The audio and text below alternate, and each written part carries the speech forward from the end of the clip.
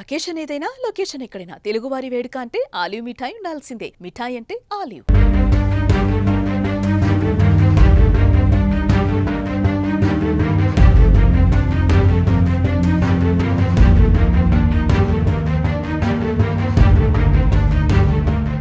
జమ్మూ కాశ్మీర్ పహల్గాం పాకిస్తాన్ ఉగ్రమూకలు సాగించిన నరమేధం యావత్ దేశాన్ని తీవ్రంగా కలచివేసింది.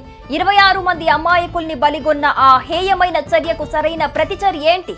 కొన్ని రోజులుగా అందరి దృష్టి చర్చ దీనిపైనే. దాయాది పాకిస్తాన్ కు భారత ప్రభుత్వం కరకు హెచ్చరికలు, వరుస భేటీలు, కీలక ప్రకటనలు ఆసక్తి ఉత్కంఠను మరింత పెంచాయి. దీటైన జవాబు కోసం సైన్యానికి పూర్తి స్వేచ్ఛ ఇస్తున్నట్లు ప్రకటించారు ప్రధానమంత్రి నరేంద్ర మోదీ.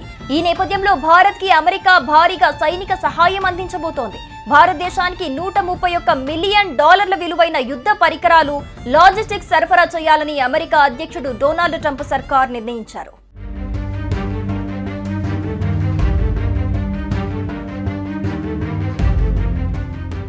పెంటగాన్ కింద పనిచేస్తున్న defence security cooperation agency DSCA సైనిక సరఫరాకు అవసరమైన సర్టిఫికెట్ ఇచ్చిందని, ఈ విషయాన్ని US కాంగ్రెస్ కు తెలియజేసిందని అమెరికా విడుదల చేసిన ఓ ప్రకటన తెలిపింది.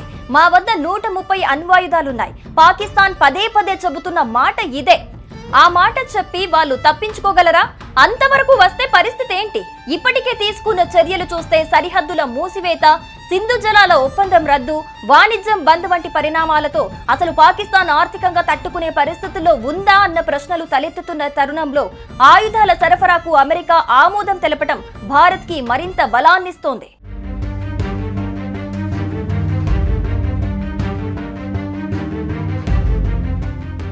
ఇప్పటికే పాకిస్తాన్ LOC దగ్గర పెద్ద ఎత్తున సైనిక విన్యాసాలు నిర్వహించింది. ఈ సమయంలో అమెరికా నుండి సైనిక హార్డ్వేర్ సరఫరాకు అనుమతి పొందడం హాట్ టాపిక్ గా మారింది. Indo Pacific maritime domain awareness program framework కింద భారతదేశం అమెరికా సహకారంతో ఫారెన్ మిలిటరీ సేల్స్ మార్గం ద్వారా సరఫరాలను ప్రతిపాదించారు. Indo Pacific maritime domain awareness సంబంధిత పరికరాలను భారతదేశానికి $131 మిలియన్ అంచనా వ్యయంతో విదేశీ సైనిక అమ్మకానికి ఆమోదించాలని విదేశాంగ శాఖ నిర్ణయం తీసుకుంది అని అమెరికా రీడౌట్ తెలిపింది. సీ విజన్ డాక్యుమెంటేషన్, లాజిస్టిక్స్, ఇతర సంబంధిత అంశాలతో పాటు sea vision software, remote software కొనుగోలుకు భారతదేశం యాక్సెస్ కోరిందని ప్రకటనలో పేర్కొంది.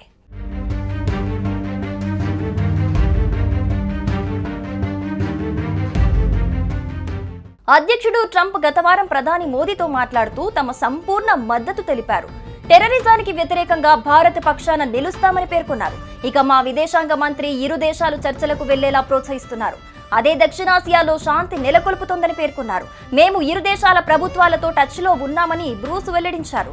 ఇటీవల అమెరికా విదేశాంగ మంత్రి రూబియో పాక్ ప్రధాని షహబాజ్ షరీఫ్ తో మాట్లాడుతూ పహల్గాం ఉగ్రదాడిని ఖండించాలని సూచించారు. అదే సమయంలో పాక్ అధికారులు దర్యాప్తునకు పూర్తిగా సహకరించాలని కోరారు. ఇరు దేశాలు ప్రత్యక్ష సంబంధాలను పునరుద్ధరించుకోవాలని తెలిపారు.